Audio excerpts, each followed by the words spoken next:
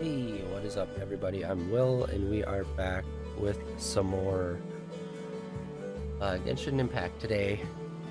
So, if you missed my last few streams, I have been pretty sick the last few days, and I'm currently getting over it.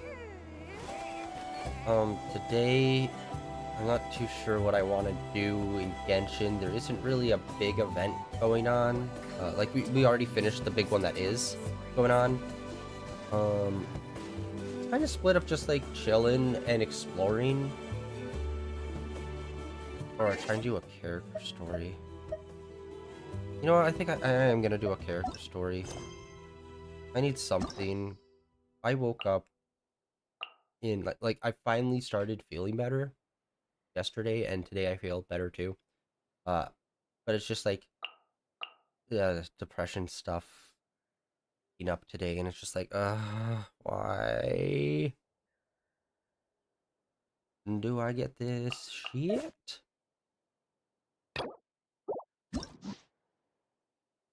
Begin hangout. We haven't done a hangout in a while. I still have a lot to do with the guild.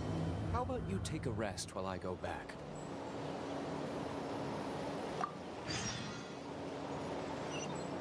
Right. In the far off lands of over there. It's actually how far away that thing said it was in terms of like meters or whatever. Miles or I don't even know what the M next to it is supposed to be, if it's an actual real world measurement or if it's supposed to be like an in-game measurement, but either way, that was a lot closer than I thought. It said it was only 600 away. It's like, really? It seems way further than that.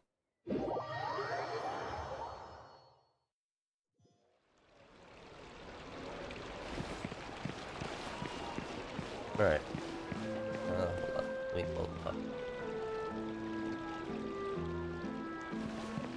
Alright.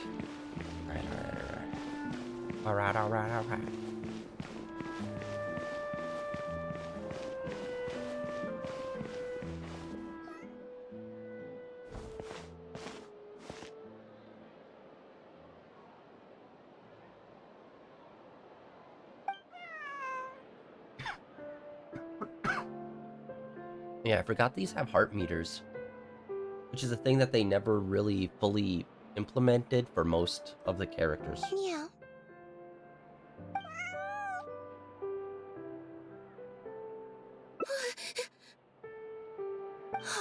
It's you. 1 second. Now activating chat mode. You made me jump there. I thought they'd finally caught me.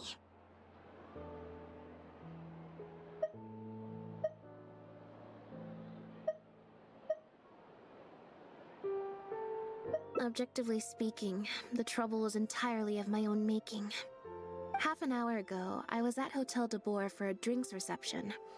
It was to celebrate the successful opening of a show, but it was draining my energy. So, I waited for the right moment, then snuck away so I could switch to standby mode. Probably because I'm playing the lead role in the show?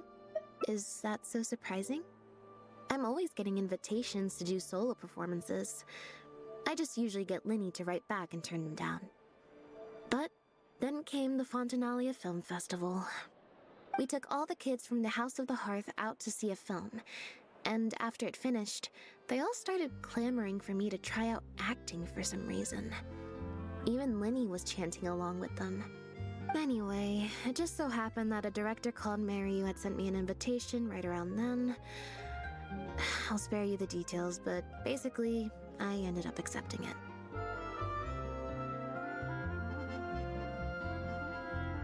Yep, you nailed it. I'm playing the role of a puppet. In fact, the show's called The Lost Puppet, and it's a masked mime show. So, I don't have to do any facial expressions or say any lines. Literally just a series of physical movements. The director says it's a very avant-garde art form. All through interpretive dance. Art is not comprehended by the mind, but felt in the heart. At least, that's what the director says. Anyway, if nothing else, the opening performance seemed to go down well. At the drinks reception, everyone was crowding around me, saying, "Triumphant character portrayal.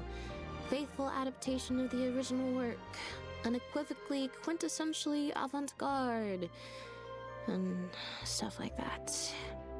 But being the center of attention is draining. So the moment they left me to go harass the director instead, I was out of there. The other thing is, some weird things happened while I was on the stage. Oh, sorry, Bonnie. I didn't mean to leave you out of the conversation. My bad. No, we just met. We bumped into each other right after I slipped away. Well, it'd be kind of difficult for us to communicate otherwise. Besides, I think she's taken a liking to the name. Haven't you, Bonnie? Yeah, that's right. Good kitty. We'll go find your owner soon, I promise. Man, having that light blue on white text is really not doing us favors right now. Nope. She's wearing a collar, and for the most part, she's pretty well groomed. If she is a stray, she hasn't been for long. Her stomach's been growling a lot. I guess she must have been missing for a few days now. As much as I'd love to hang out with her for a while longer, her owner's probably worried sick about her. Assuming she has an owner, that is. But the reception... I should probably show my face there again at some point, even if it's just to make excuses and leave again. Decision time.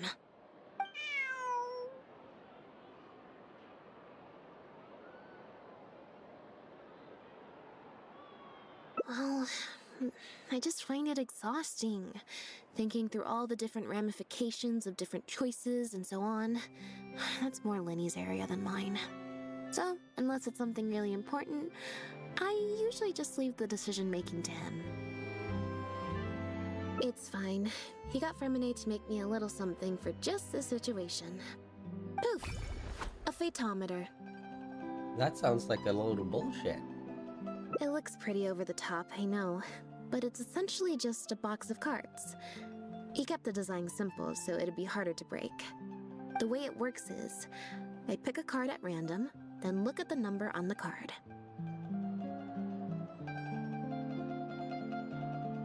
Well, for example, if the number on the card is 5 or higher, I help Bonnie find her owner.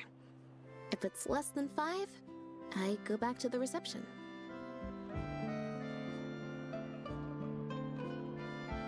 I just have to believe in the bond between me and my cards, and my fate will reveal itself to me in numerical form. At least, that's what Lenny said. Anyway, I guess I'll give you a demonstration.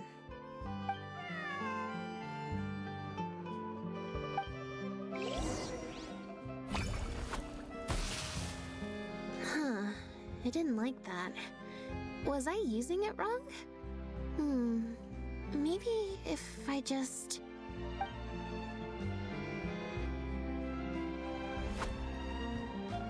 Clearly, there's some design flaws to iron out. I'll have to let Fremine know. Yeah, smoke coming out of your hat. That's definitely a thing you do not want to see on your head accessories. Let's see. Which card did I get? 4. Well, the cards fell on the ground though, so I don't think it counts as fate. If you want to get the right answer, you have to let fate decide. Also something Lenny said. So, to put it another way, if picking a card up off the ground is how to not leave it to fate, then that means it must be the wrong answer. Or... why don't you pick a card? Since I ran into you here, that means... our fates are, like, interfering with each other.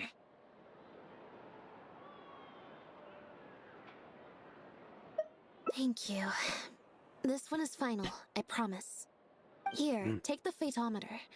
If it's 5 or above, that means fate successfully changed. Anything lower than 5 is a fail. Also, if you have your own thoughts about what I should do, feel free to share it. Now that I've got a good problem solver here to help, I don't need to run every little thing by fate. Alright. Then let's see where fate will lead me. I feel like this is cool, but this could make... I know they won't do this. There's usually only like 4 branching paths. This could have made so many branching paths. Although I guess really there's only really 2 options. It's either high or it's low. Sus. So, we're looking for Bonnie's owner? There's 20 cards in total, numbered 1 to 20. So there's only a 1 in 5 chance of drawing less than a 5. I should also mention, this time the cutoff was 5, but I just set that to wherever I feel like. To put it in perspective, I said I'd only do the show if I drew a 1.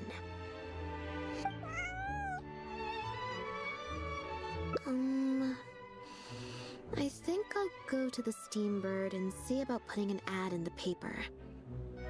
You wanna come along? I think Bonnie wants you to come with.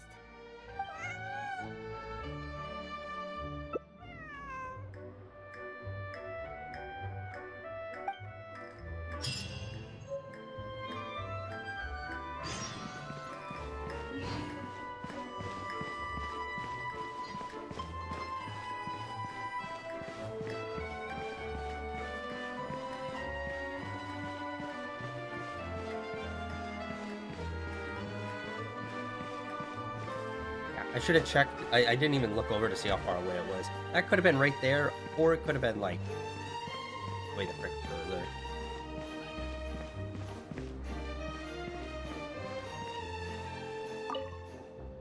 Every stupendous day starts with a Steambird. Oh, hi Lynette. Hi Traveler. What can I help you with?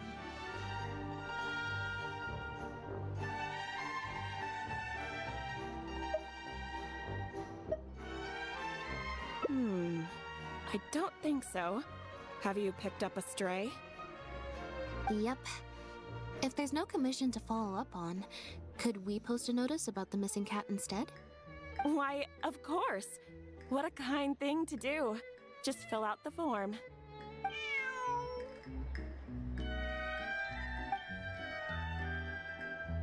Well, we've registered you as missing. You can stay at my place until your owner finds you. Also, I just wanted to say thanks for keeping us company for so long. Well, I should probably head back to the drinks reception. Hopefully most of the people have left by now. If you've got some time, you should stop by my place tomorrow to see Bonnie. There's a nice cup of tea in it for you. Alright, see you then.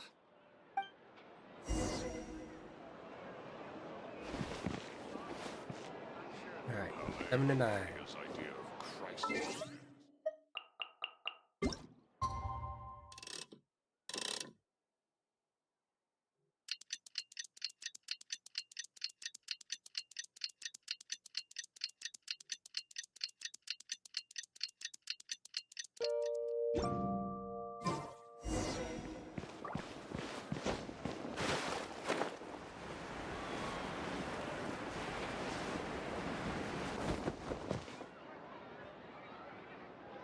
I believe this cat belongs to me.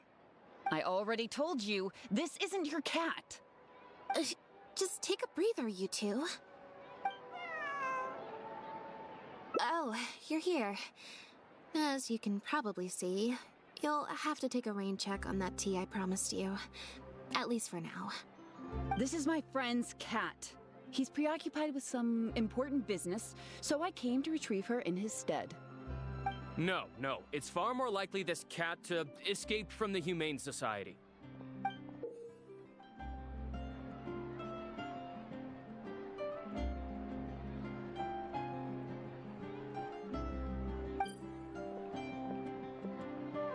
Inside check.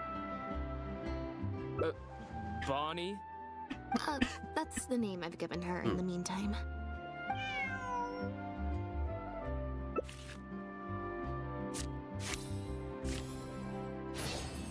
Ow, barely.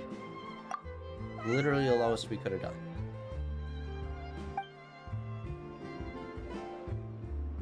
Well, this complicates things. I told you before. This is my friend's cat. It's normal for her not to trust me. Listen, I'm the director of the Humane Society, okay? We've got so many strays, dogs, cats, you name it.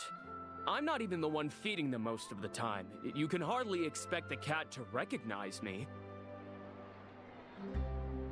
She just looked somewhat familiar, so I came to check, just in case.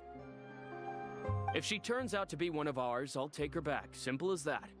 Even if that's not the case, the Humane Society could still take her in, if no one else comes to claim her, that is. We're an organization that specializes in rescuing and sheltering stray animals. We've been in business for several decades now. I'm Bernard, the current director. The Humane Society. Huh. The name sounds familiar. I remember hearing good things. You're the one in the Quartier Lyonnais? Yes, that's the one. Anyway, if it's not too much trouble, could I possibly take a closer look at the cat? If it turns out I really am mistaken, I suppose that means the cat belongs to this lady here. She would be the only remaining option after all. It belongs to my friend.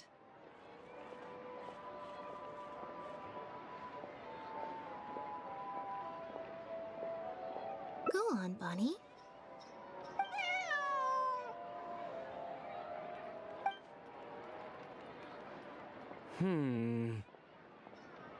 Oh, nope. Looks like I was mistaken. They do look similar, but there's an ever so slight difference in this one's fur color. Deepest apologies, friends. Well, I suppose this means I still have a missing cat to search for. Apologies again for the confusion.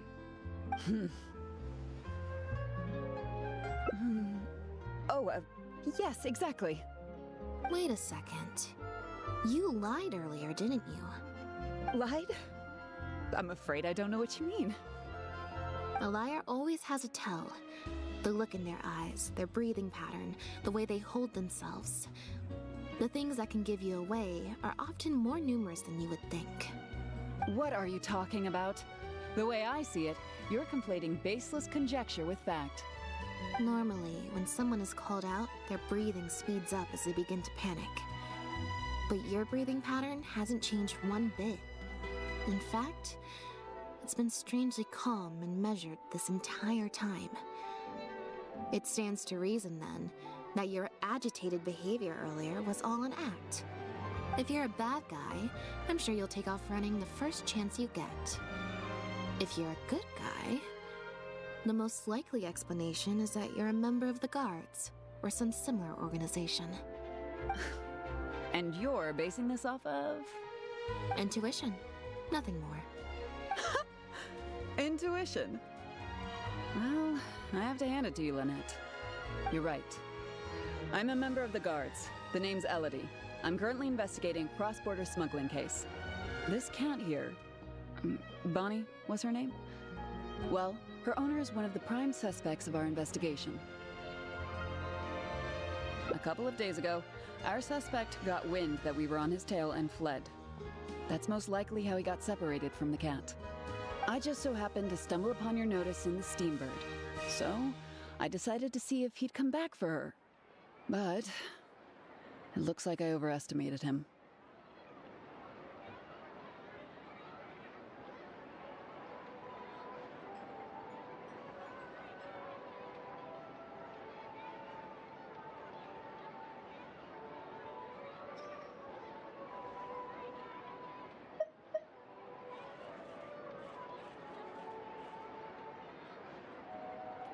The impact of this case has been huge.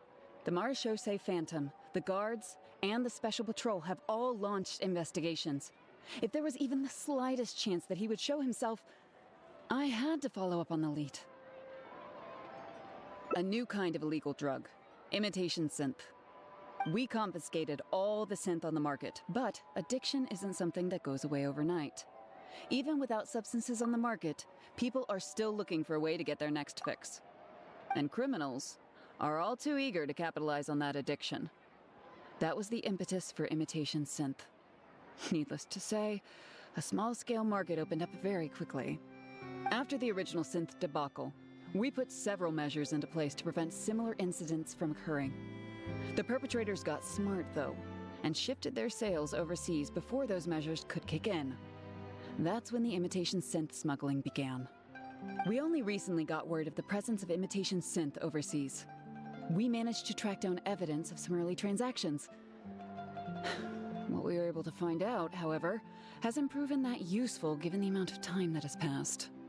The Marechaussee Phantom launched an investigation to track down every person in Fontaine capable of producing a drug like that.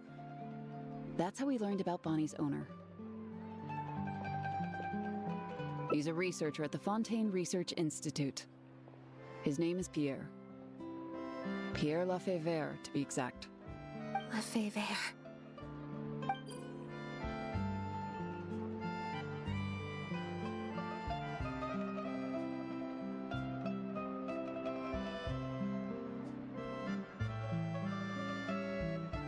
The Marechaussee Phantom found him in Poisson. In addition to the cat, he also had a pendant with him. At first, there wasn't much cause for suspicion. A search of his house didn't reveal much to go off of either. The Marechaussee Phantom very nearly left it at that. It was only later that we realized the coat of arms on his pendant belonged to none other than the Lefebvre family, one of the most infamous aristocratic families in Fontaine. Obviously, this discovery prompted a further investigation into Pierre. At that point, however, we discovered that he'd already fled. Now the guards and the Special Patrol are all searching for him. That's not possible, actually. The Lefebvre family has been gone for a long time. Exactly. Many years ago, several important members of the family, including the Patriarch, were murdered by an assassin of unknown origin. From that point on, the family's power and influence took quite the hit. The family is engaged in all manner of crimes. As you can imagine, there's no shortage of people waiting in the wings to take their revenge. And with the family severely weakened, they were able to do just that. Most of the remaining family members succumbed to sickness or hunger. The ones that survived are currently living out their days under a new identity. Pierre is one of those very survivors. He's been hiding away in the Fontaine Research Institute all these years. His true identity unbeknownst to all. Until now, that is. Well, my fellow guards have told me all about how smart and courageous you both are. And I know you possess a strong sense of justice. There could be a chance that Pierre, or one of his accomplices, might attempt to get close to Bonnie. Now that you've been briefed on the situation, I was hoping you'd help us keep a lookout. If I take Bonnie back to the guards with me, there's no way Pierre will try and come for her. Not even the most daring of criminals would attempt something like that. I have to admit, I'm not holding out too much hope that Pierre will come back for her. But if there's even the slightest chance, then it's worth a shot. Well, I've got some other leads to follow up on. If Pierre does appear, please contact me right away. I feel like smuggling is probably the most common crime we come across whenever it is like, oh, a crime happened.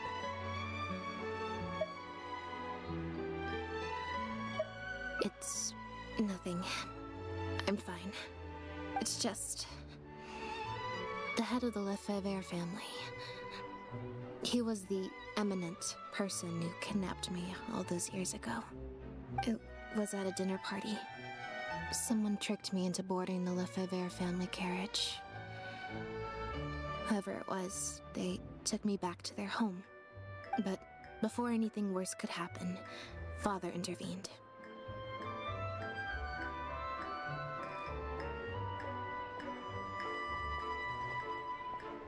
Yep.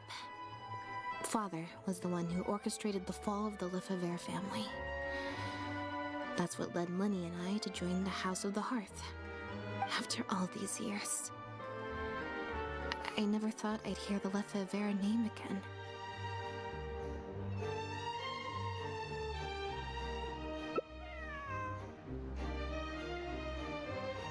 Don't worry about me. I wasn't feeling sorry for myself. I was just thinking about Linny. He's been acting strange recently. He avoids me for days on end, consumes himself with some secret investigation, and then out of the blue pushes me to do that acting job. Thinking about it now, it's almost like the one I drew from that deck of cards was part of his plan all along. He must have asked Fremine to help him out. In any case, I know he's hiding something from me. He's really pulled out all the stops this time.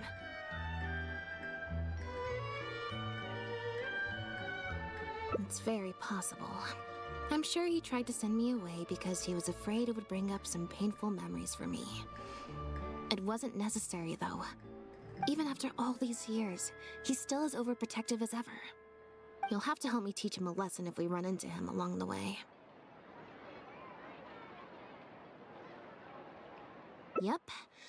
I want to head to the Fontaine Research Institute to learn more information about Pierre. Just let me activate search mode and then we'll head out. Who knows? Maybe we'll run into Linny along the way.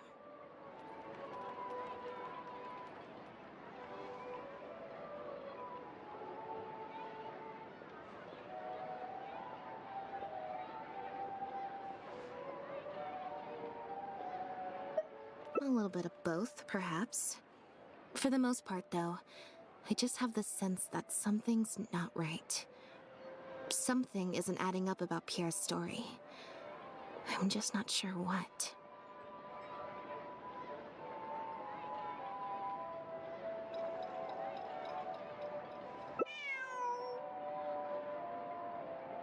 Okay, I'll write a letter explaining everything to the crew. Once that's done, we can head out. Fresh fruit, sweeter than syrup.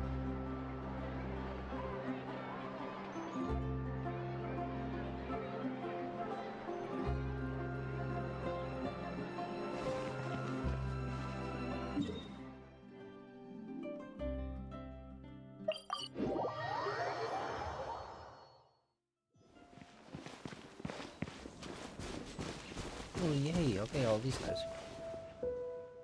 Lynette, you're, not at rehearsal? You can drop the act, brother.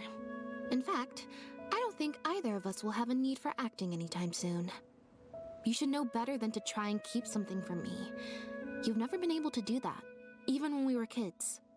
And that's why I tried to distract you with the masked mime show. But I guess you're just too good. Care to introduce us to your new assistant? This is Officer Shovras, captain of the Special Security and Surveillance Patrol. You may have met her already. Nice to see you. I should clarify something.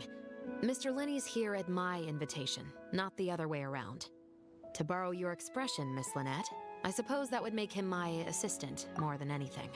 Her voice is kind of weird, because she's got like the younger like character model type, which you normally don't hear the more mature voice coming out of.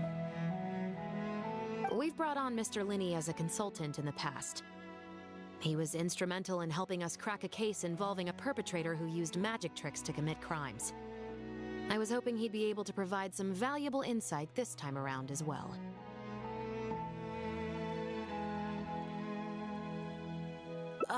So you've heard everything then? That's exactly why we're here. There's always been questions surrounding the fall of the Lefebvre family. Some people even believe the House of the Hearth was involved. Whoever was behind it all was extremely cautious. They didn't leave a shred of evidence. This very fact, however, leads me to believe it was indeed the work of that Harbinger. I took a look at the entrance and exit records of all the carriages that night. Let's just say it wasn't hard to deduce that there's ill will between you two. Don't worry, I don't have any evidence to that effect, and I certainly don't plan on going to bat for such a despicable family. Plus, you were victims back then more than anything. I sought Mr. Linney's help with the smuggling case. Nothing more. The way I look at it, it's a collaboration between us as people, not the organizations we represent. Besides, by working together, we can expose the truth as quickly as possible. You can hardly say that's at odds with the justice my organization strives for. Not at all. I was planning to invite you from the very beginning, Miss Lynette. It's just that my assistant here raised some objections. Linny, I'm not the same person I was back then.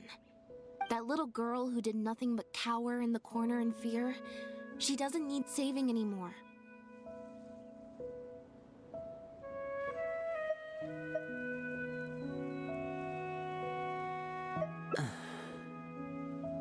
I'm sorry, Lynette. You're right. I let my concerns get the better of me. Oh, and the next time you want to distract me, you should try a different approach.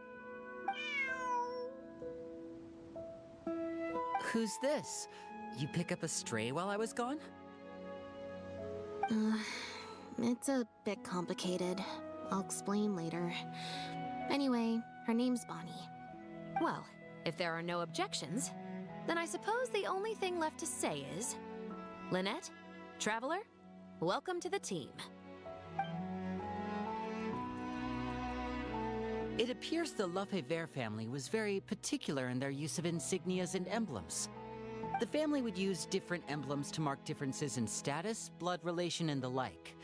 In fact, the insignia that was discovered on the pendant was used to represent an illegitimate child. Alright. It's highly likely. That very status might have been what allowed him to emerge from the fall of his family relatively unscathed. It would also explain why he was able to assume a new identity as a researcher with relative ease.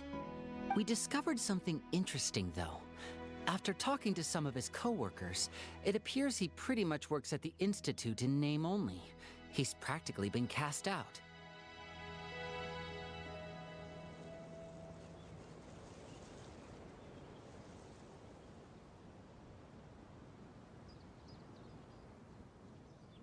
Apparently, Pierre was once addicted to synth. He tried to use the resources at the Institute to create a substance with a similar effect. He claimed it was just for research purposes, but the Institute revoked his access to the relevant materials regardless. He was placed on disciplinary leave, pending a thorough investigation of his actions. But it seems the Institute ran into some trouble along the way. Could have been a lack of personnel or a timing issue. In any case, they had to table their formal investigation into Pierre. Unfortunately, that also included reporting any relevant information to the higher authorities. As for his family background, it appears none of his co-workers at the Institute were aware of that information. All they could tell us was that he was quite the recluse.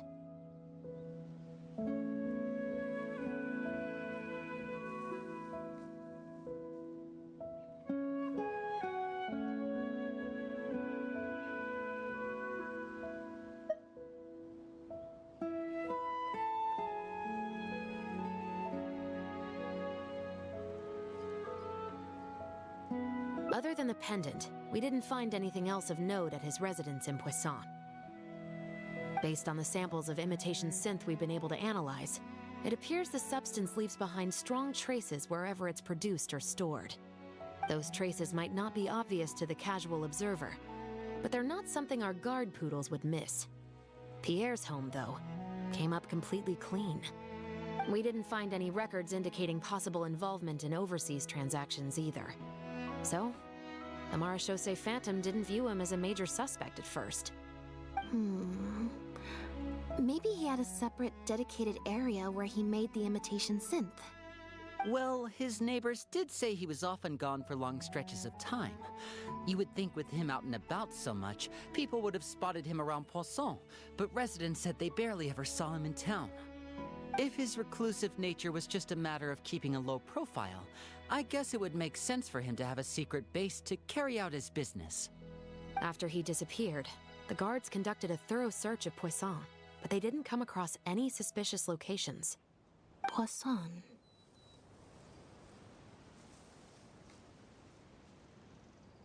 You know Hotel de Boer, where I first found Bonnie? To get there from Poisson, you have to cross a stretch of ocean. It's not somewhere a cat could just wander off on its own. A cat? You mean...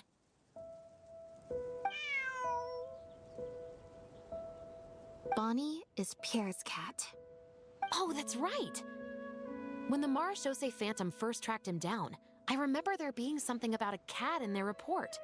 So this is her? From what we've learned about Pierre's habits, he doesn't seem like the type to venture out without a purpose. So what you're saying, Lynette, is that Bonnie couldn't have gone missing in Poisson. If that's true, then...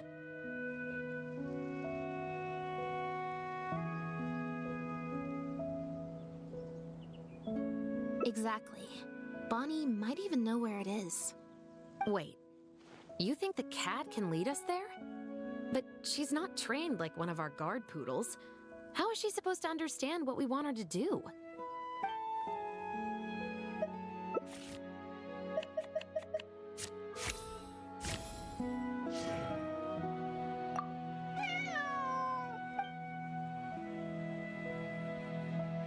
Ugh, guess she's a little skittish around strangers.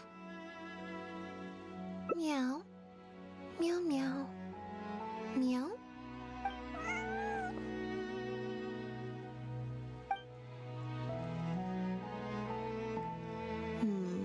Near the coast, the beach, and beneath the cliffs. The place we're looking for is most likely north of the Court of Fontaine. Well, I've certainly never taken a witness statement like this before. Well, if it works out, maybe it's something worth getting used to. Cats and humans are actually pretty alike. When it comes to communication, most of what we want to convey can be accomplished through body language alone. But humans tend to rely too much on speech to ever take advantage of that fact. Of course, body language has its limitations. You're not going to be able to get across anything too complicated. The important thing is that we now have a lead. Let's try and find a place that matches the clues Bonnie gave us.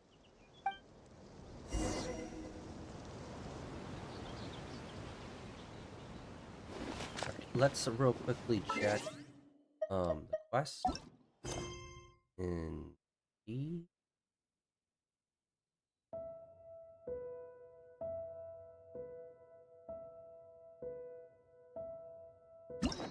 All right.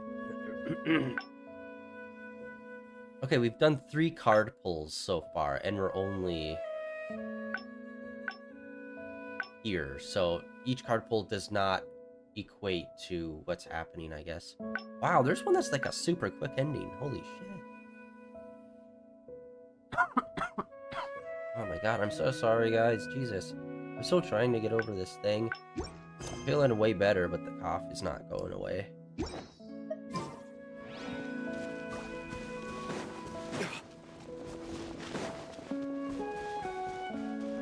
Oh wait, no, that's bar. Wait, that makes no sense. Okay, I must have misread that. When we were here, I could have sworn it said it was like 600 to here, and it's like, that's very clearly wrong, because this is like 600. 700.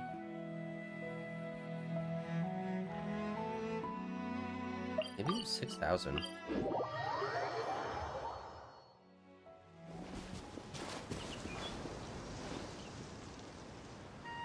Damn it. I did that thing.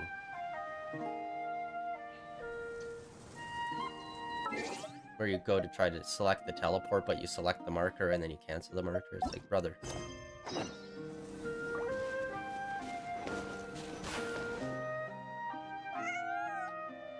Seems like Bonnie is trying to take us somewhere.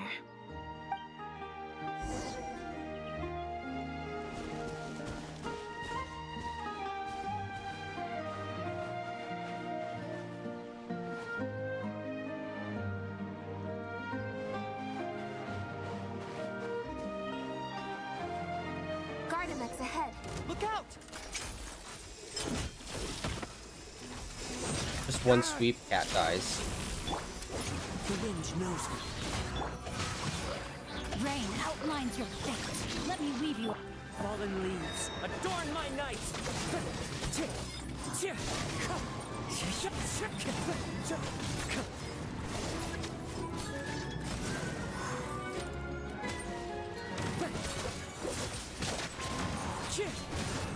bitter pill to swallow. Seems like an emergency.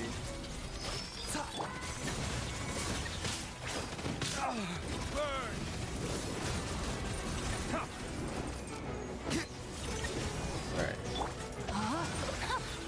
Rain outlines your fate. Witness the power of Guhua. As one with wind and cloud.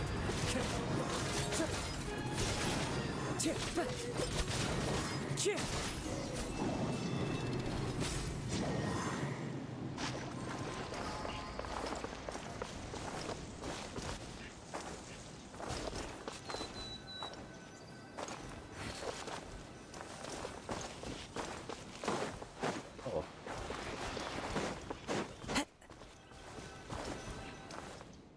Wow, Lynette, you found this place so easily. If I thought there was any chance you'd say yes, I'd recruit you into the Special Patrol here and now. No questions asked. Sounds familiar. I pretty much receive letters daily from people trying to poach her from me. Let's just focus on our search. There's a lot to investigate.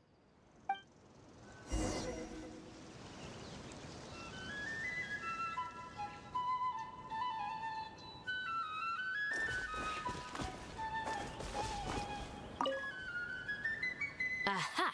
Just as we thought. This is where the imitation synth was being made. Looks like he's got more than just imitation synths stashed around here.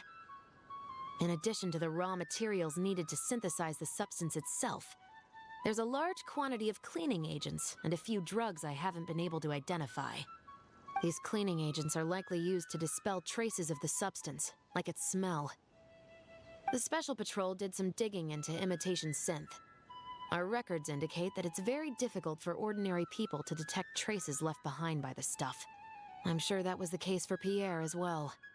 It must have taken a considerable amount of time and skill to ensure all those traces get washed away. But what are these other drugs for?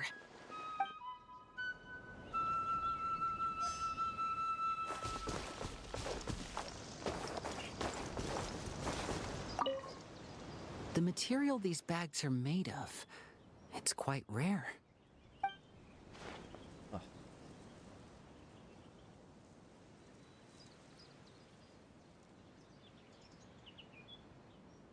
It's the very same, actually. Romaritime flower fiber. But there's something special about the composition of these bags. I took a closer look, and it appears they're not only waterproof, but also corrosion and leak resistant. Even the strings look specially designed to keep the bags closed nice and tight. I came across some bags made of the same material just now, but they were much smaller and thinner. From the look of them, they seemed far less durable as well. Very similar, actually. Normally, it would be easy for a guard poodle to sniff out the imitation synth, but if it was sealed away in a bag like that, it might be possible to elude detection for some time. But what could these big bags be for then? If the goal is to keep the imitation synth hidden and sealed away, these bags seem a bit too conspicuous.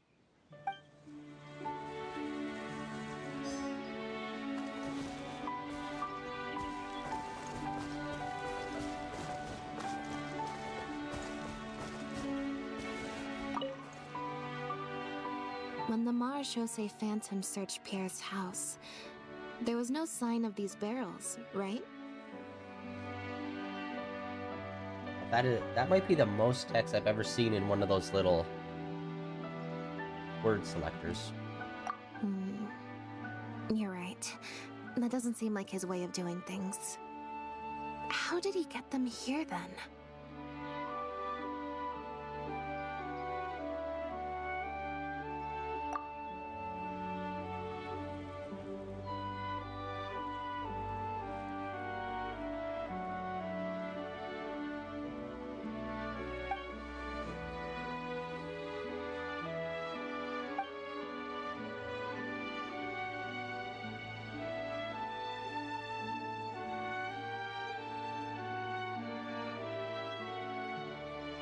only the lower halves of the barrels appear to have been submerged in water. Based on the various ingredients we found, this appears to be where Pierre was cooking up his imitation synth. It looks like he used a special cleaning agent to get rid of any residual traces of the substance on his person before he left. That's how he was able to get past the guard poodles.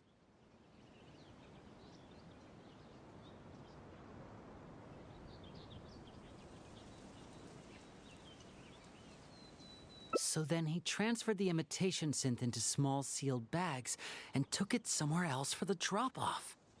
No. I don't believe our suspect is the kind of person who'd go around carrying incriminating evidence with him. That would potentially create too many eyewitnesses. The cleaning agent and the sealed bags might get past the guard poodles.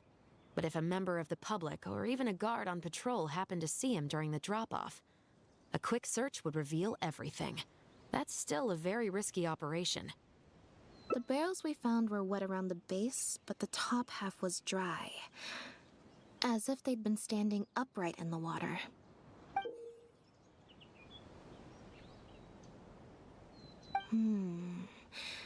If you put a barrel in the water, it will normally float on its side.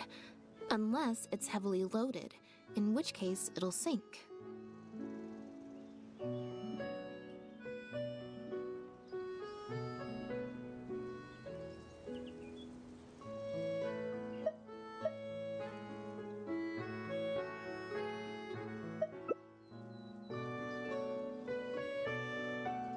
Yes.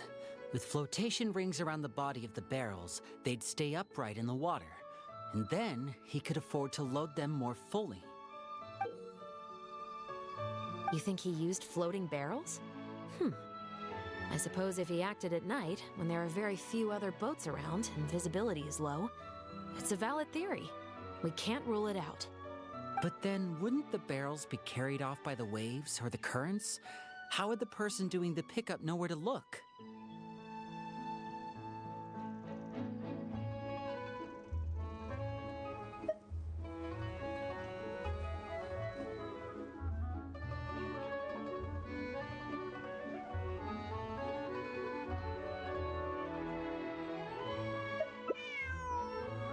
Traveler, can you come take a dip in the sea with me? I have a feeling that somewhere down there, we might find some rope. If a rope can be used to keep a pet from running away, then why not a barrel?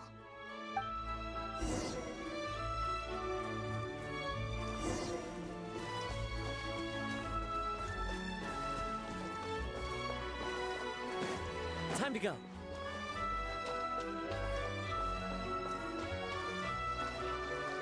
You know, it's kind of crazy how much of, like, these side... Well, not really side quests, but, like, quests with characters and stuff like these in this region do not involve going into the water or doing, like, underwater explorational stuff. It's, like, crazy how little they utilize the underwater portion in terms of just, like, actual, like, character quest kind of stuff in this region. Even though it's, like, the big gimmick, which I frickin' love, and I think is probably... I think this is, in fact, the best gimmick. Flower thingies. The wreckage of a small boat?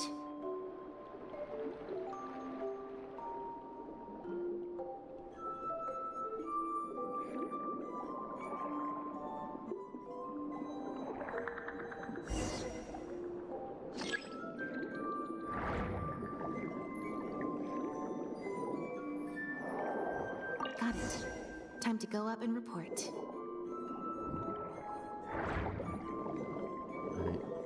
Oh, well, wow. Okay. Well, it looks like today they announced, well, this was a few years ago. They redid Tony Hawk Pro Skater 1 and 2. Well, now they're doing 3 and 4, apparently. And it also looks like they might be bringing back Guitar Hero. Or, like, trying to, like, you know, redo it or whatever. I don't know. I don't know if it's a remake or if it's a new one, but looks like they're trying to do another Guitar Hero as well. So, 2 oldie but goodies. Although, to be fair, I never really played much of Tony Hawk 3 or 4. I mainly only played 1 and 2. So I don't even know how those ones line up.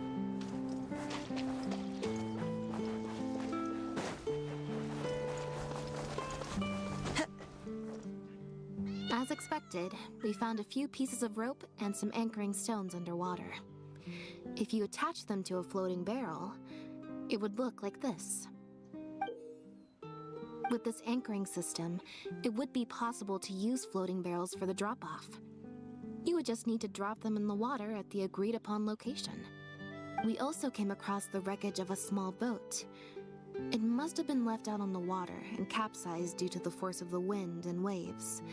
Its small size, however, would have made it perfect for staying undetected. Let's talk this through. Based on the evidence we've collected, it seems like Pierre would row a small boat out to the agreed-upon transfer point, drop off the barrels, leave, and then row back and retrieve them after the transfer was complete.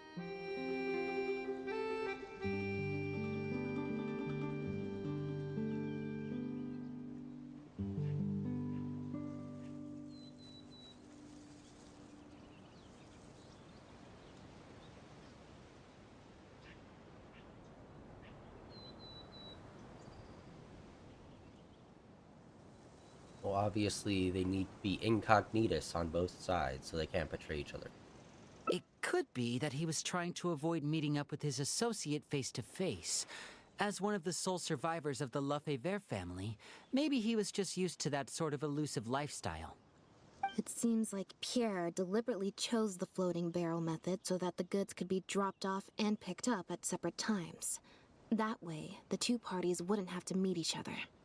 Well, if that's the case, they must not have a very close working relationship. Let's not jump to any conclusions just yet. Assumptions can be detrimental to solving a case. It's possible they were just trying to keep a low profile.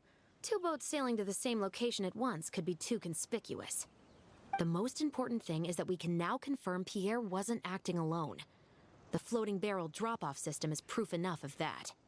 Let's say for now that he was only in charge of producing the imitation synth. That would mean there has to be at least one other person involved in the operation, likely in charge of transporting the goods across the border. Since we've determined that the goods were transported by boat, maybe we can track down some travel logs or something. We can certainly check the various ports for that information.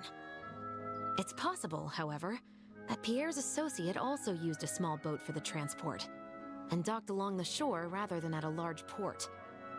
If that's the case, it's unlikely there would be any record left behind. Absolutely. Before Pierre disappeared, we made sure to investigate all sorts of outward-bound vessels. We also had port authorities keep a lookout for anything suspicious. Unfortunately, we were never able to find out how they managed to get the imitation synth across the border. You're right. Whatever vessel was used for the pickup, the person responsible for smuggling the substance out of Fontaine would have had to use a larger vessel for the actual transport. That's the only way they would be able to smuggle on a large enough scale to make a profit. They must have found a way to disguise the imitation synth to clear port inspections.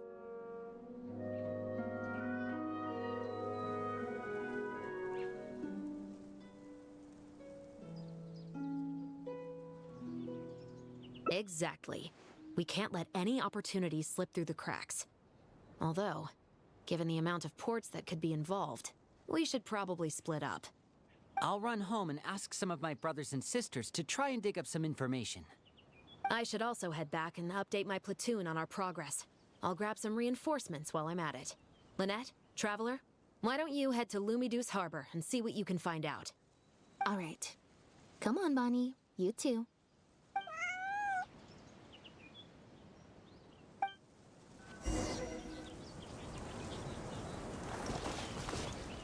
The Lumiduce Harbor!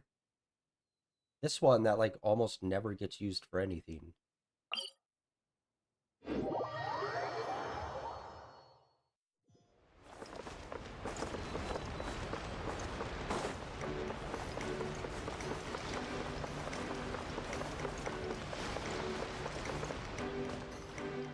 Oh, Lynette, Traveler. And Bonnie, too. What brings you all here? Did something happen?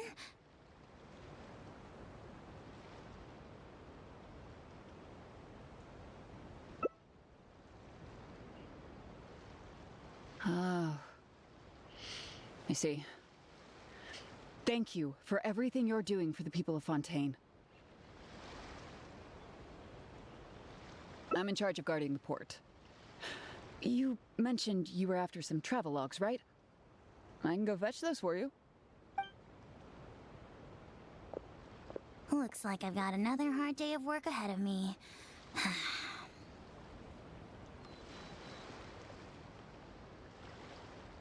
No, not usually. It's this incident that happened recently. Before that, everything was normal. All we had to do was confiscate anything suspicious and we could call it a day. Pretty simple stuff. But things are much more complicated now. We somehow let suspicious cargo pass through the port undetected. Not even our guard poodles were able to sniff it out. Even worse, we still don't know how the perpetrator was able to conceal the goods so well. By suspicious cargo, do you mean imitation synth? Yep.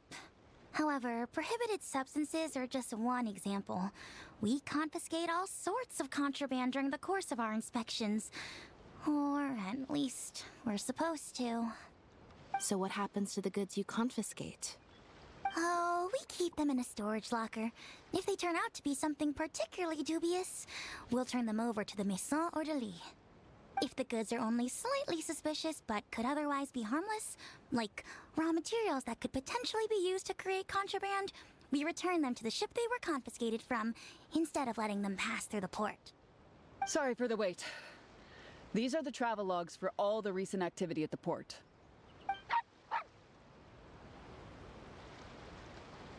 Oh, you brought Gerard with you. Actually, he followed me here himself. It's like he smells something on me.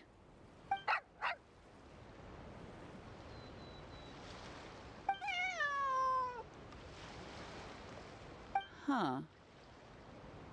I wonder why Gerard is reacting to you two so strongly. Let's not investigate that any further.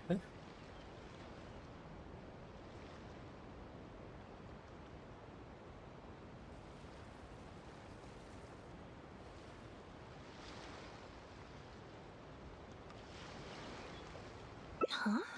We were so careful not to touch it, but we still ended up with traces on us. If it leaves a residue so easily, I just don't understand how the culprit was able to disguise the goods at all. Why don't you have a look at the travelogues first? All ships coming in and out of the port are recorded here, except for the ones the port authorities ride to and from work.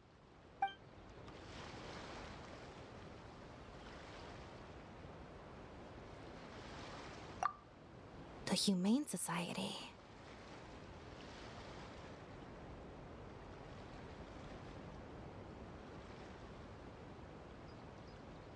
Their name is all over the exit logs. The purpose for leaving is always listed as overseas adoption. Ah, the director of the organization explained that actually. He said a lot of the cat and dog breeds unique to Fontaine are also very popular overseas. So, his organization offers an overseas adoption program. Bernard, the director of the Humane Society, was the man who came looking for Bonnie earlier.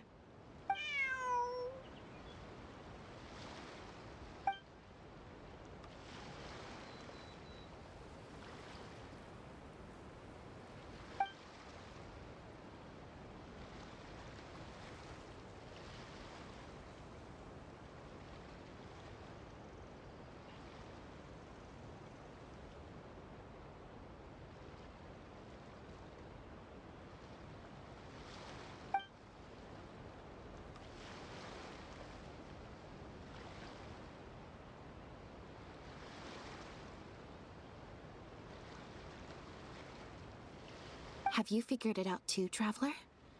The way the criminal disguised the goods? When Bernard asked to take a closer look at Bonnie, he was actually checking whether there was any imitation synth in her stomach.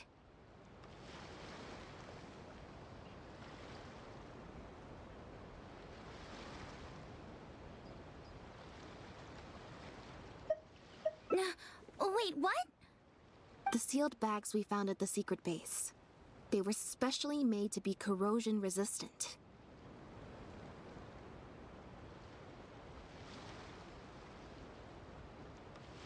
There were gaps around the lids of the barrels, and airbags were used to keep them upright in the water. Those drug shovers found at the secret base. She most likely didn't recognize them because they're not used on human beings. It's an anesthetic used on pets. The perpetrator must have given it to the animals.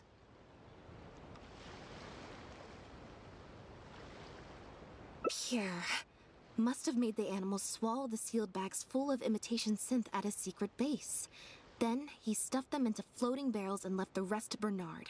The sealed bags combined with an animal's body odor would certainly be enough to mask the scent of imitation synth. During our inspections, we would have never thought to inspect the bellies of those animals for anything suspicious. Even if we tried to feel around for something, I'm sure it would be difficult to detect. Exactly. I bet Bernard even transported animals with synth in their stomach alongside ones without. That way, it would be even harder to say with certainty that something was amiss.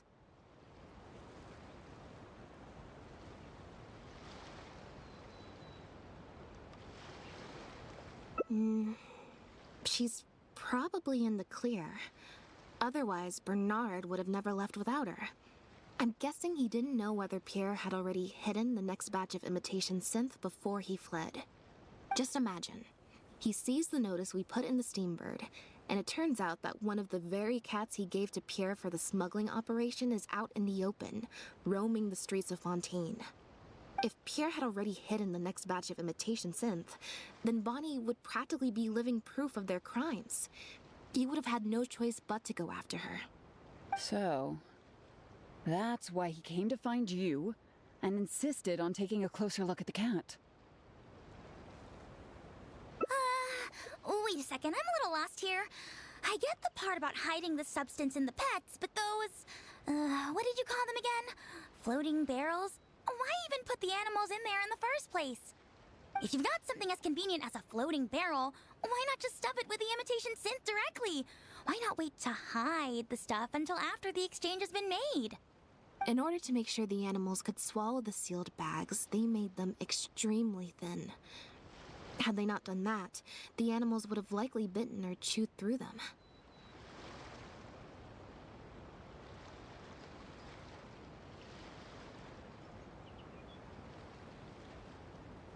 That step would have required a lot of energy, as well as a certain amount of technical expertise. So, it was better left to the more experienced Pierre. We've already proven how easy it is to pick up trace amounts of imitation synth, so I'm sure Bernard was taking all the precautions he could to avoid the same fate.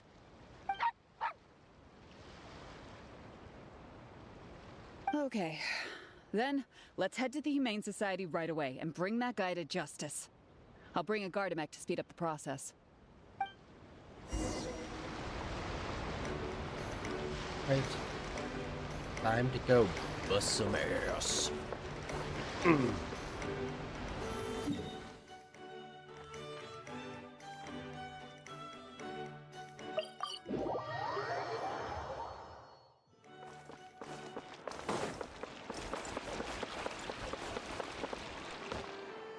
The headquarters of the Humane Society should be somewhere around here. Bernard could show up any moment now. Ah, you're the people from earlier. Wait, you're from the guards? After him! We can't let him get away! Oh, whoa. Oh no, never mind. For a second there I thought we had like extra stamina. Give it up, Bernard. Mercy, have mercy. I'll talk. I'll tell you everything I know. The Humane Society has done so much good over the years, and yet you have committed such an atrocious deed in its name. Look, I didn't have a choice, okay?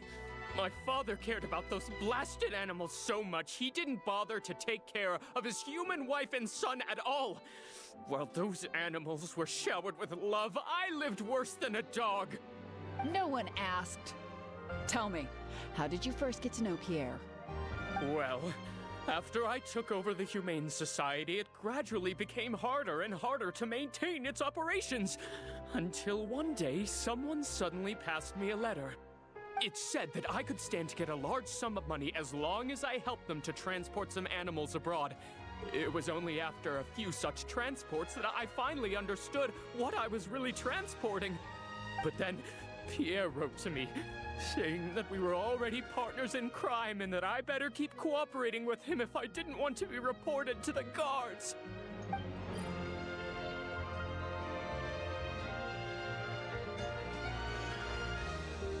You knew it from the very beginning, didn't you?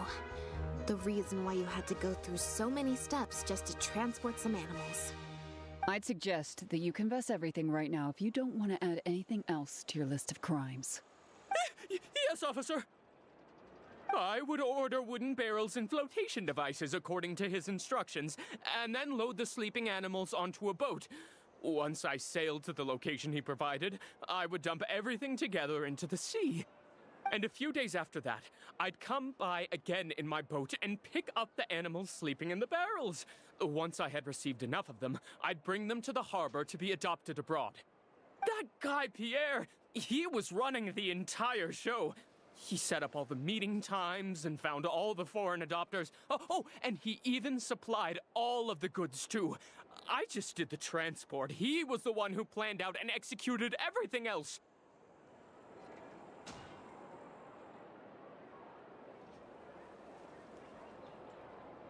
Look, I don't know, okay? I've never ever met him in person. We've only ever communicated through letters. And when did he send his final letter to you? Just last night. He said that the Marechaussee Phantom is now after him, so he's planning to go into hiding for some time. He didn't mention where he's thinking about going, though. But he did tell me to look out for the guards. It's been a few days since Pierre's last appearance. I'd wager that he sent that letter after he found his hiding spot.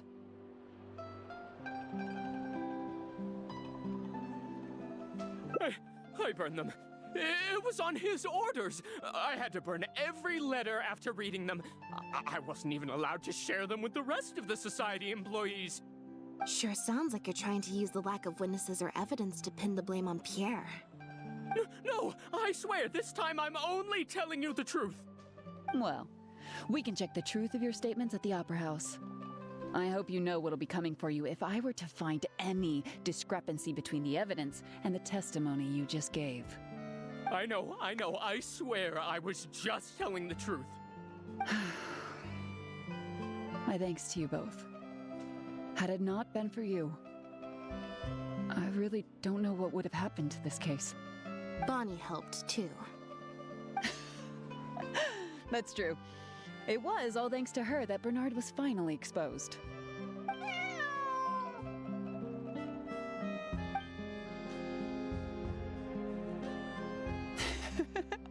And it looks like she's grown quite fond of you two as well. Then I'll leave you be. Just let me know if you find any other new leads.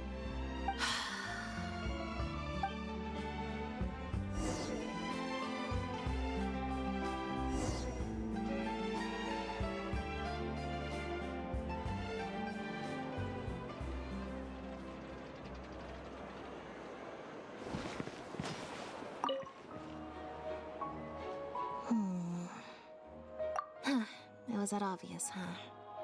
Well, even though it didn't feel like Bernard was lying, after talking to him, I'm getting an even stronger sense that something's not quite right.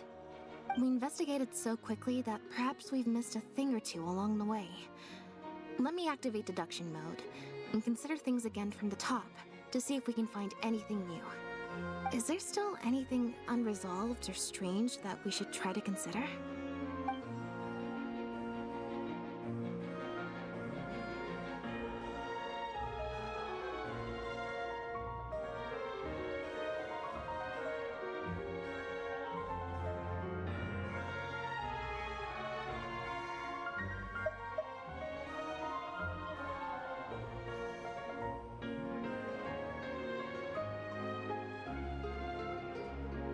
That one, like...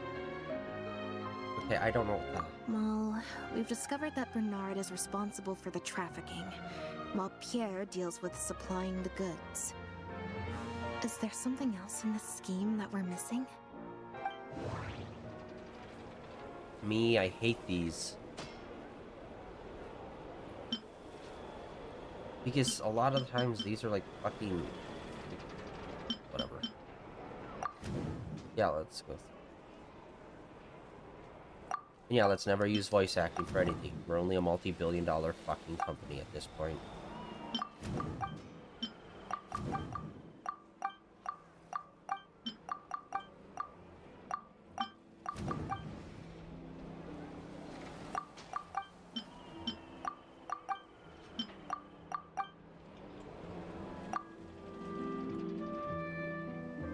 There's no need to rush. Let's see if we can find any other suspicious points about this case.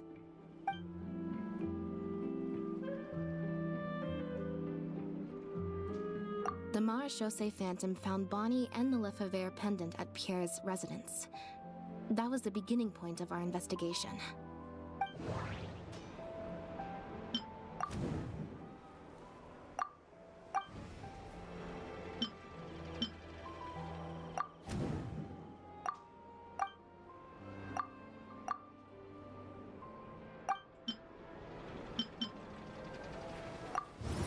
There we go, that's where I was at.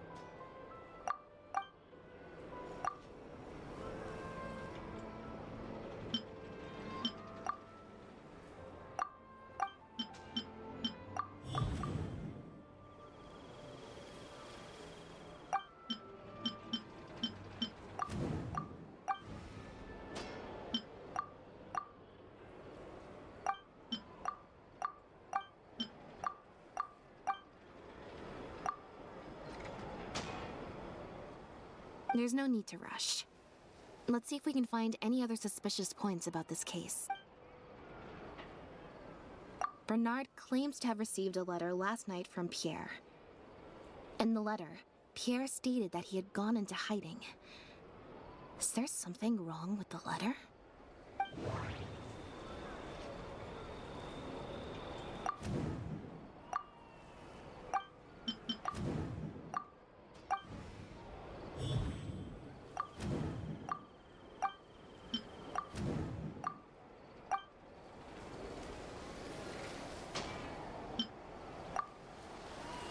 If Bonnie had imitation synth in her body, then she was a liability that had to be recovered at all costs. But if she wasn't carrying anything, then it would have made sense to tell Bernard not to worry. And thinking about it, Bernard only attracted our attention in the first place because he came to look for Bonnie. Could it be that the person who wrote the letter also knew nothing about Bonnie's whereabouts? Or they had a separate goal entirely?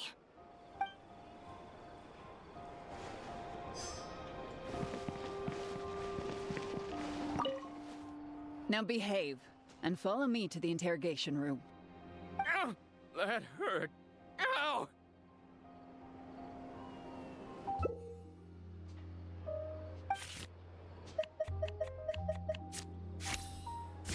What?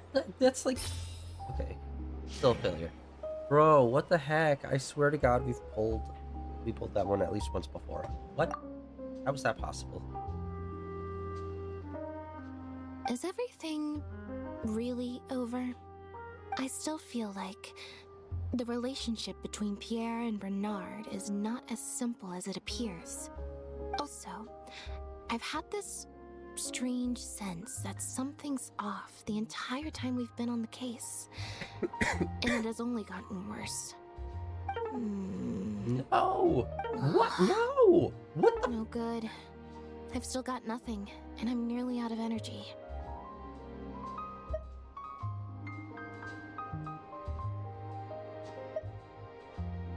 Alright, I'll stop thinking about it, for now. At the very least, we've made it so that no more animals will suffer like those poor animals did. And that's what I hope. Dude, the heart system is so bullshit. What was that? Let's go to the Humane Society, and see if there are any animals left that might still need our help. Before my energy for today completely runs out.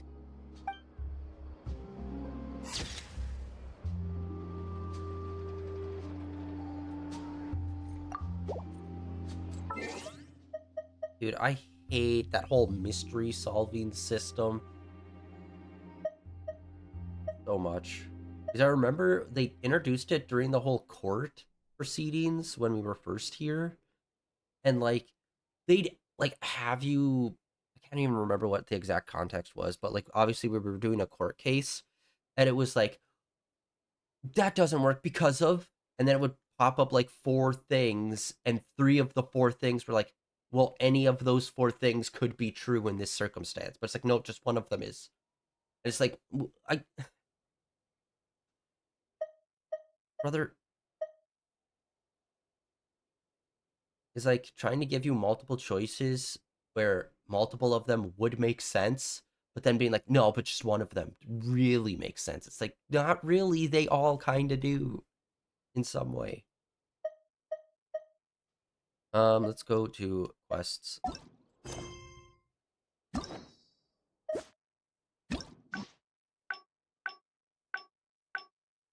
Yeah, this was pretty straightforward. What did we do?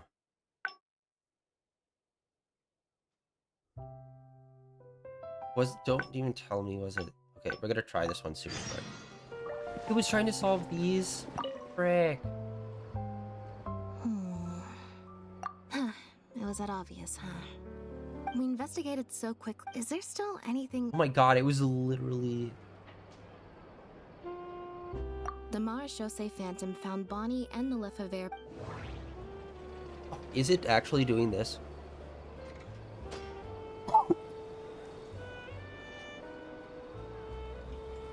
Wait, is this actually going to like stop us from getting the other ending?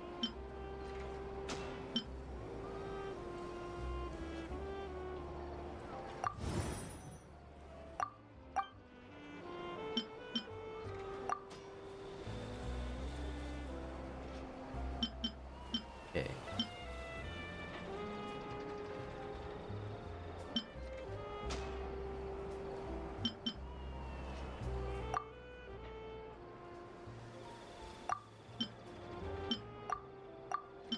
God dang it, I keep trying to go up to this one and it just like flicks over it.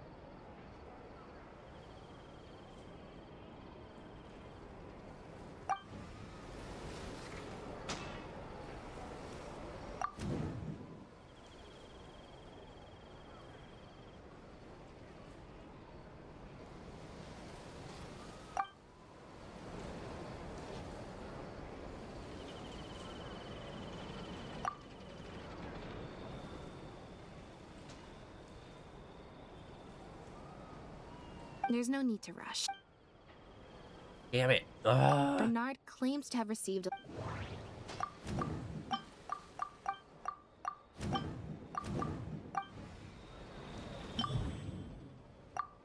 I don't even remember what ones we just selected. Jesus Christ.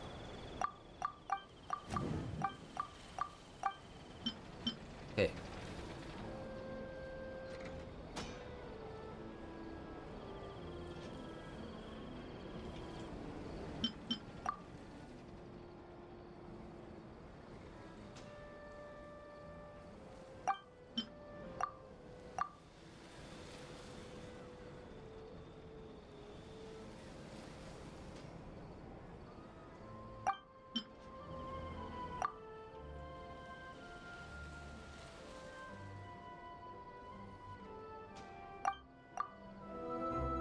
If Bonnie had imitation synth in her body, then she was a liability that had to be recovered at all costs. Yeah, we already did that. But in thinking about it, Bernard only attracted our attention in the first place because he came to look for Bonnie.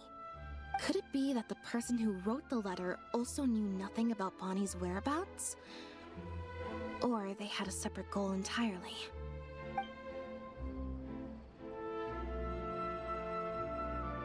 Well, we've discovered that Bernard is responsible for the trafficking, while Pierre deals with supplying the goods.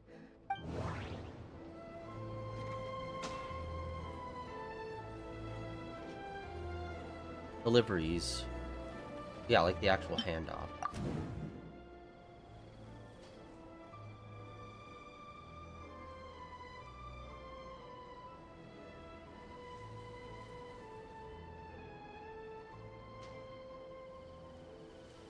Oh wait, yeah, ingredients probably.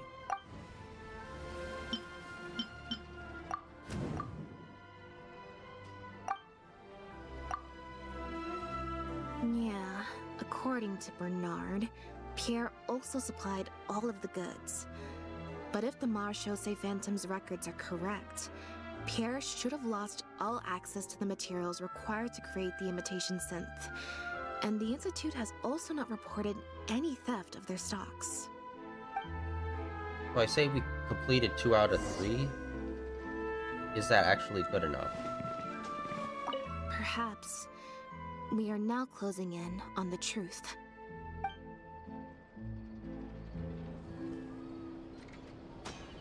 Hey, yay, just keep going. Now behave, and follow me to the interrogation room. Ow! That hurt. Ow!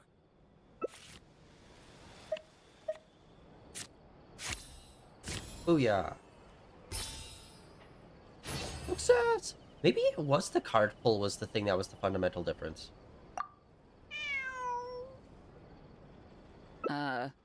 Is there something else you need from me, traveler? Huh? I see. It all makes sense now.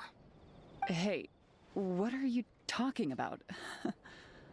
Look, even our confessed criminal here has no idea what you're saying.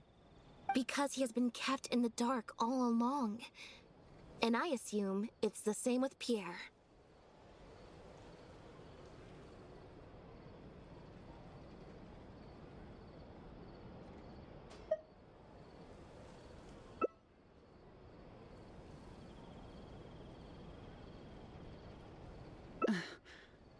That never quite added up for me. Why did Pierre feel compelled to return to his home with Bonnie and the pendant, and make them so easy to find for the Marchose Phantom?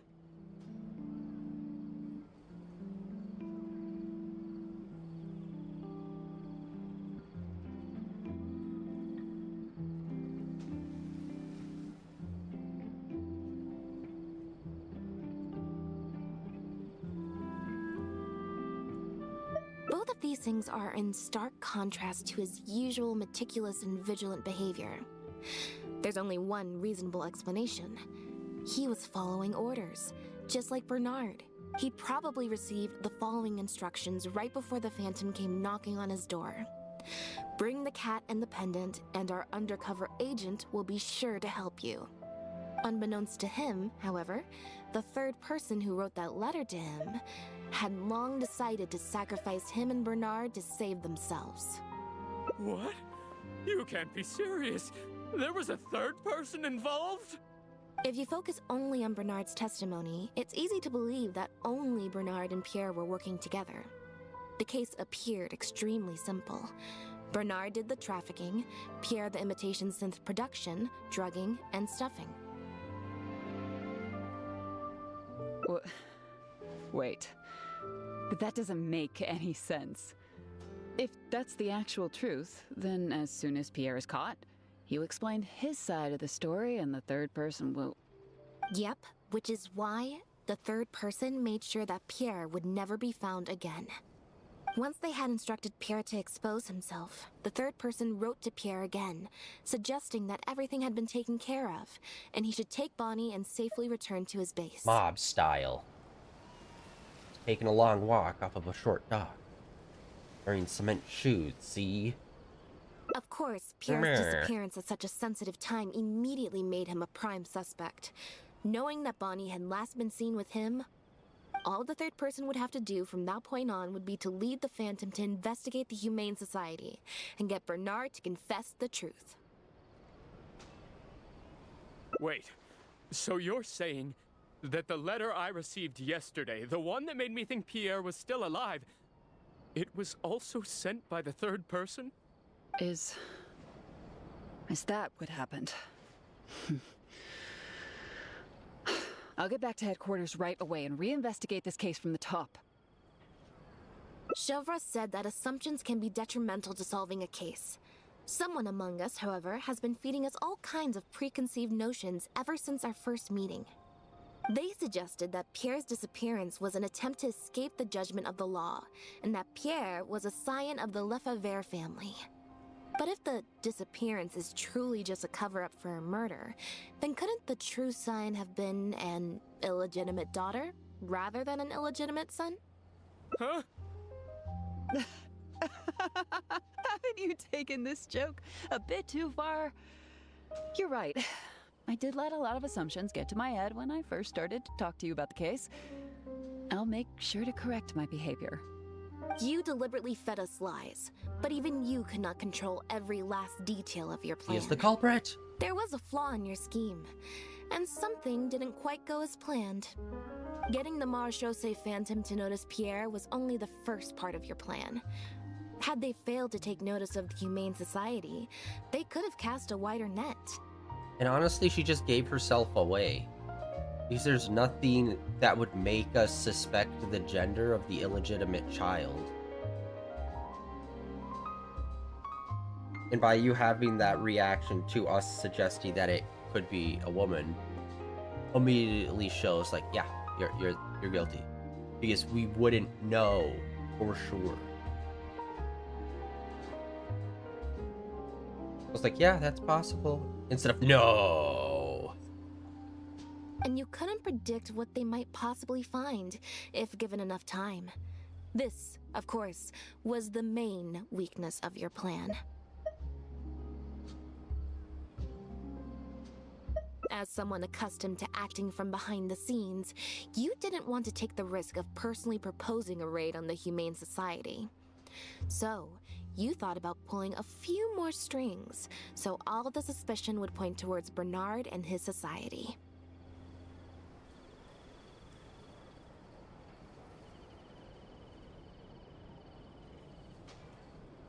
Once the Phantom expanded their search, it would only be a matter of time before they found Pierre's base.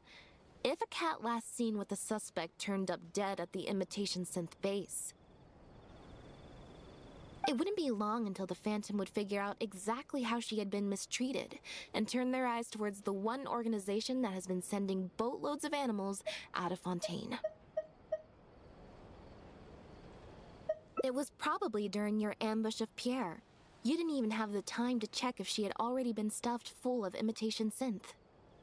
Actually, I wonder, so this is the latest one. I don't remember when this one exactly came out, but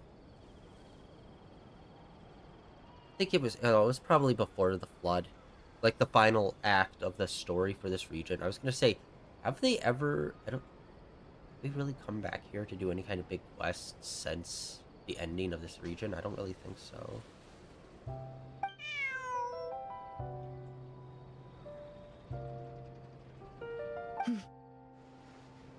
Still, you soon found another opportunity.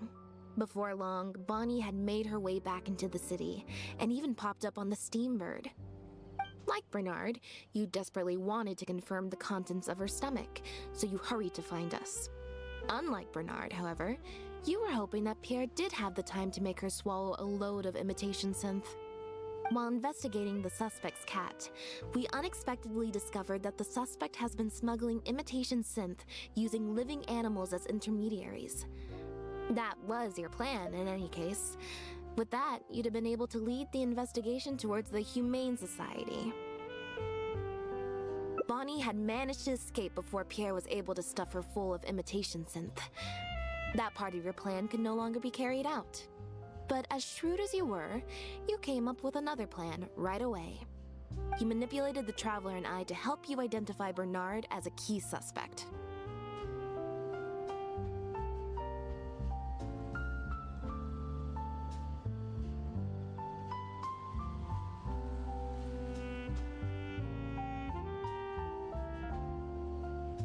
You used the Lefebvre name as bait to get us to join your investigation.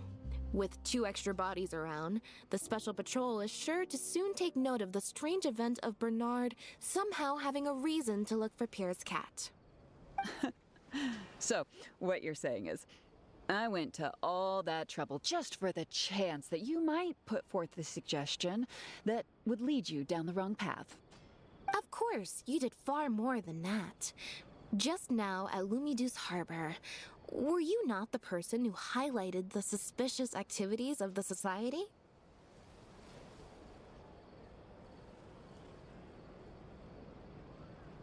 Ugh. You even highlighted the Society's activities during your compilation of the logs, so they'd be immediately visible to anyone examining the records. Moreover, the logs contained no records of the Port Authority's activities. In other words, your activities. And what are you trying to suggest with that? I am insinuating that you had plenty of opportunities to transfer the raw materials for imitation synth from the harbor to a boat, and then sail over to the meeting place full of floating barrels.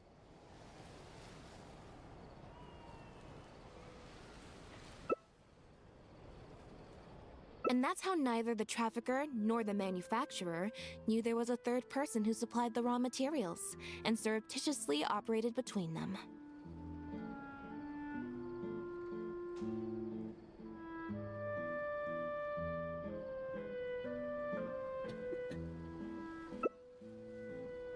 Pierre manufactured imitation synth using the raw materials you provided, stuffed the animals, and placed the animals back into the barrels.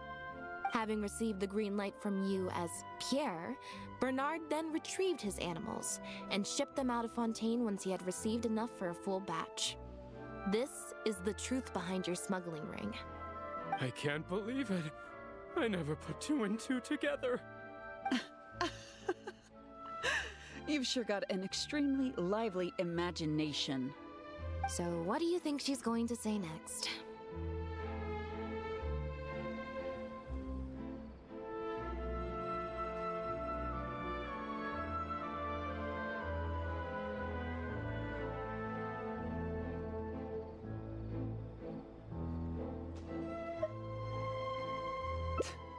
But do you have any evidence? It appears that it's quite easy to predict what you'll think or say. Then if we apply that to this case, we can also think of a few places to look for incriminating evidence. You know very well that this case will not end until Pierre is found, so you will have him commit suicide out of fear and shame to end the investigation for good. That way, you can also pin the blame for the overseas smuggling activities, the theft of the harbor's confiscated raw materials, and even the Lefebvre name on him. After all, dead men tell no tales. But you still want it to appear as if he had sent that last letter to Bernard, so you have to make sure he cannot be found until after Bernard has confessed to the authorities. To do that, you either will hide his body until you've found an appropriate time to set up a fake suicide scene, or you'll dump it someplace where it'll be hard to determine the exact time of death. Submerged in water, for instance. The location would ideally allow you to keep the body hidden for some time while also letting you keep an eye on it.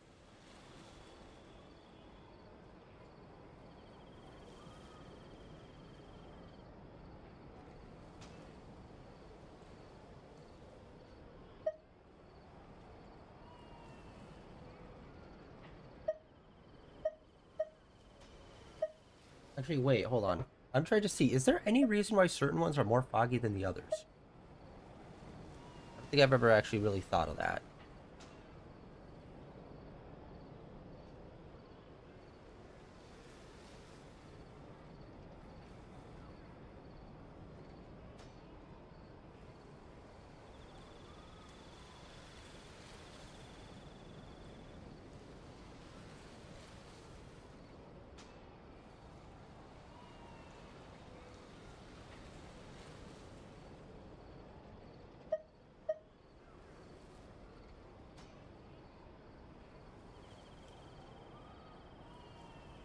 There are only so many options to hide a person's time of death, after all. As long as the Phantom investigates each of the possibilities in turn, they'll surely find Pierre's remains. Especially since As the prime suspect who will now be taken into custody, you will no longer have the time to move him or set up a fake suicide scene to cover up the murder. How absurd. And on what grounds will you order my arrest? Don't think for a second that your spouts of nonsense will amount to any kind of real argument. After all, I'm... Elodie Lefebvre! As the captain of the Special Security and Surveillance Patrol, I hereby declare you as a suspect in the case. If you have any objections, you may raise them later during interrogation.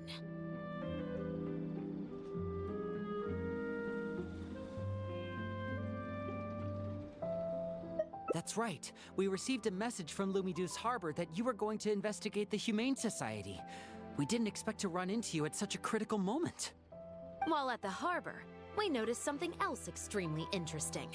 Apparently, you often used all kinds of excuses to swap your shifts. And if one were to match the times of your shifts to the activities of the Humane Society and those of certain foreign ships, they'd find them to be an exact match. That's just a coincidence. Yes, I'm sure you have already thought of a dozen different ways to explain away the suspicious activities, but as far as evidence goes, that should be enough to warrant taking you into custody. Don't worry. If it turns out that the guards are still unable to find any evidence after all this, Lynette and I will do everything in our power to clear your name. Although judging by her reaction, I assume no follow-up from us will be needed. The Lefebvres were infamous for using disguise and infiltration to achieve their goals.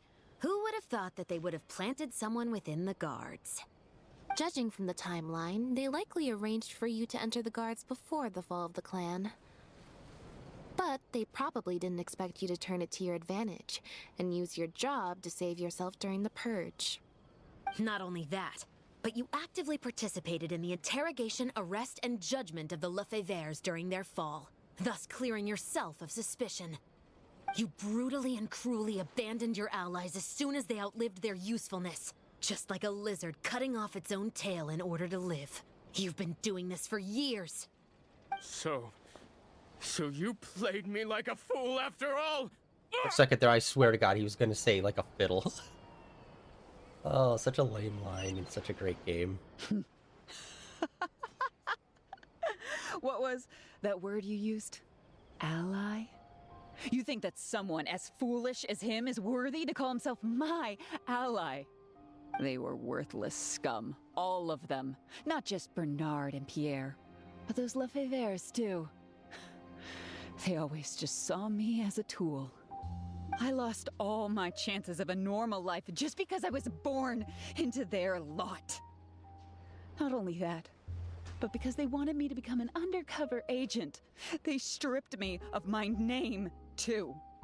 I had to live in constant fear of them while they were alive. And even once they were gone, I had to continue to bury my heritage and my name. Always worrying that their enemies would come knocking at the door. Do you know anything about what I've been through over all these years? My life as the last Lefebvre?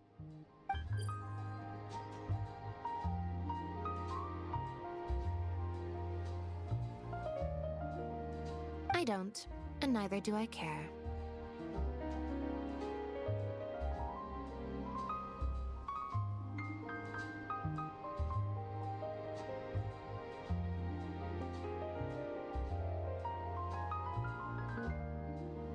Sorry.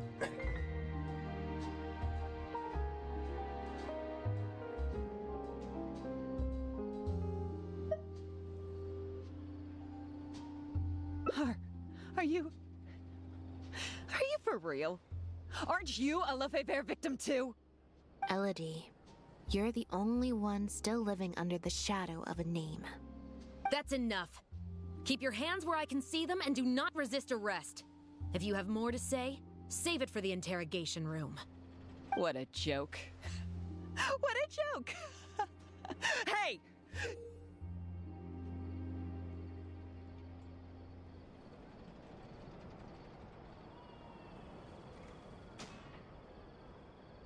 Oh, we got a button. Don't come any closer! What's that? Know what this is?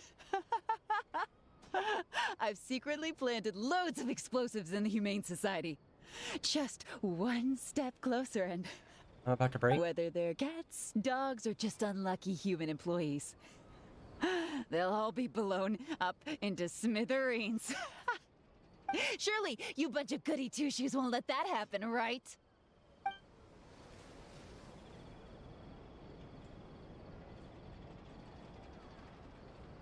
Alright, let's see here.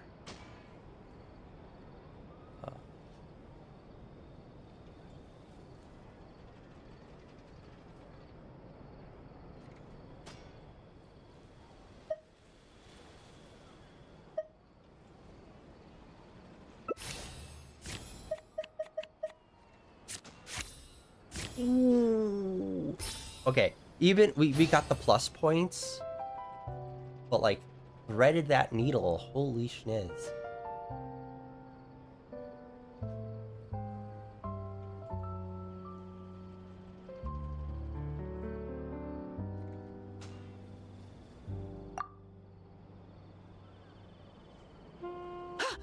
What?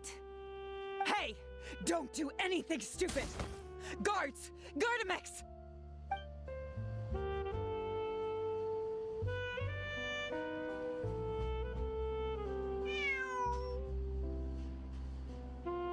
Phew. So I was right after all. It's easier to deal with the person causing the problem than the problem itself.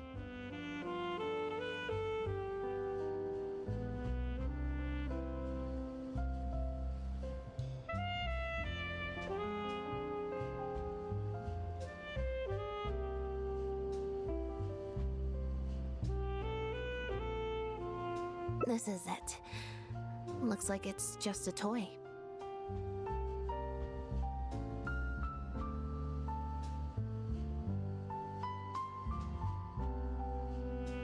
Guess that's probably why she suddenly flipped and knocked out Bernard. He probably knew that there were no explosives at the Society.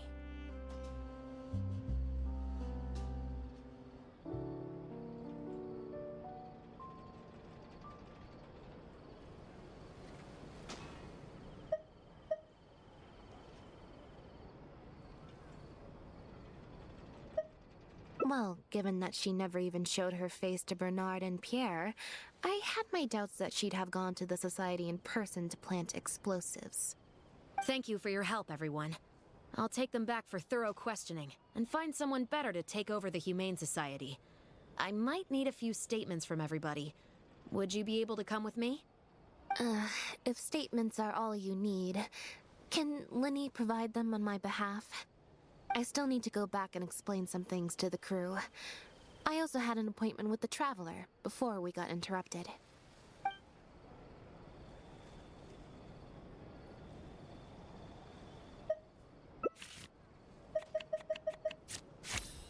I feel like just going to the middle of the deck is the best place to be for all of these.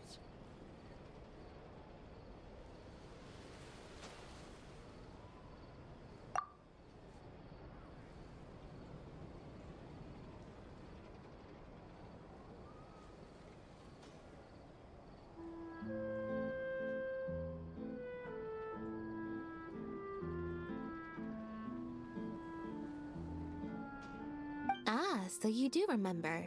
Yes, I invited you to come over to our place. Once I'm done talking with the troupe, I'll make a nice cup of tea and bring Bonnie to wait for you outside of my door.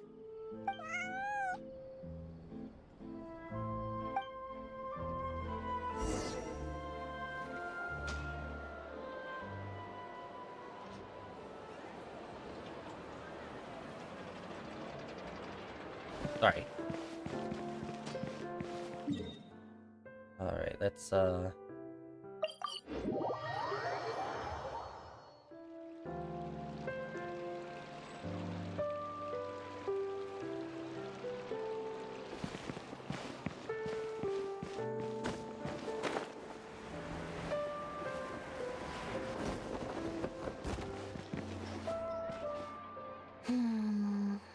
Black tea and a cute kitty.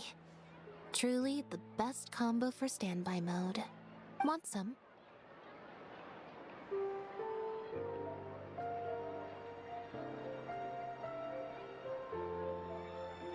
Mm-hmm. I hope you'll like it.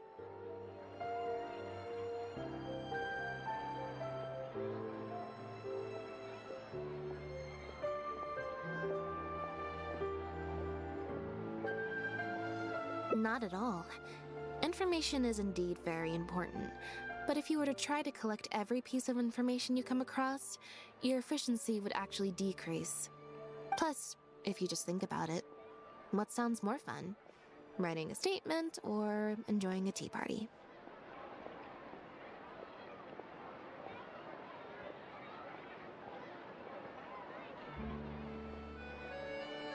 Great answer. That'd be my pick too. Had we not run into that case, we could have spent the entire day like this. But now, I'm running low on both time and energy.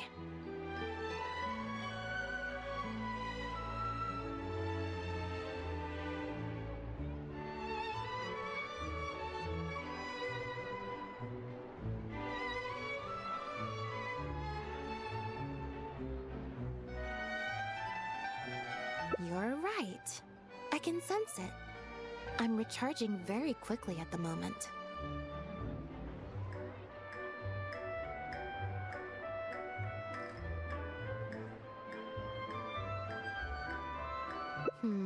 Something about her rubbed me the wrong way since the very beginning. But to be more precise, it was probably around the time when I saw Bonnie try to get away from her.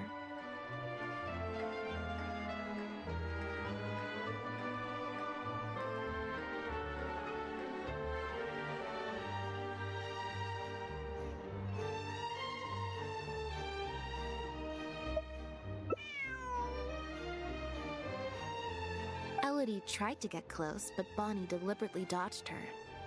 Maybe Bonnie had tried to evade her before at Pierre's base. Or perhaps Bonnie just instinctively knew that she wasn't a good person. Not everyone who likes cats is a good person. But if cats like you, you're probably alright.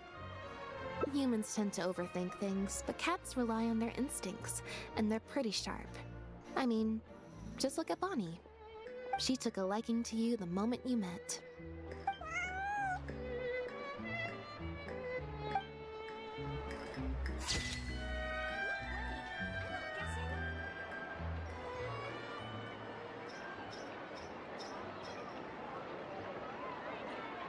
Fresh fruits, sweeter than syrup.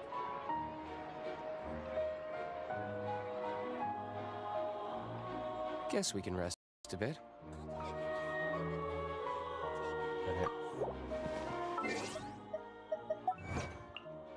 Friendship.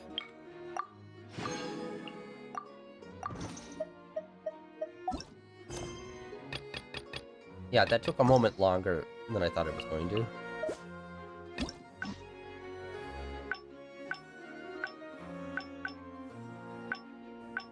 Yeah, I thought it was gonna kind of be like an immediate end. Like it would be like another like snap turn or something. Although it makes sense. Somewhat. But it was also one of those things where it's like, oh, there's a third party. And it's that person literally standing right there.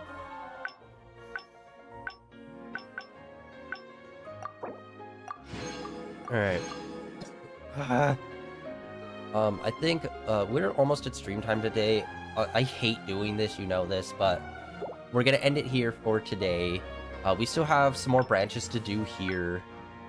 We are gonna come back for this and do this next time. Tomorrow we're gonna be doing Withering Waves, and then for the rest of the week we will get into Psychonauts. But yeah, that is it for today. Thank you for coming out and hanging out, everyone. Really appreciate it. And like always, links down below for my Blue Sky, my Twitter, as well as links over to my YouTube channel where all my previous streams are uploaded and archived over there. And yeah, that's it for today. Kind of like, honestly, we didn't really do too much. I didn't really talk much. I'm still like trying to be back at 100%. And today just, honestly, I've just kind of been feeling down and kind of meh today. But honestly, after playing Genshin for a little bit, I'm actually feeling a bit better. So that's nice. But yeah, that's gonna be it for today, guys. Thank you for coming out and hanging out, and I will catch you all tomorrow with some more Withering Waves, where we're gonna push forward with that. Unfortunately, last week's stream had to be cut extremely short because it's like, honestly, the last few weeks, it's just been one shitstorm after the other. There was a issue with a water pipe that I had to deal with, and that was fixed. I probably should have gotten back on after it was, but I didn't. So last week's Withering Wave stream was extremely short, and then I ended up getting sick almost immediately after that, which made like the following few streams, well, kind of shitty, getting more progressively shitty until the weekend where they were like extremely short streams. But yeah, I'm finally starting to get back into my groove thing. Yeah, that's it for today, guys. I will catch you all tomorrow with hopefully a full stream, like a normal full stream of Withering Waves.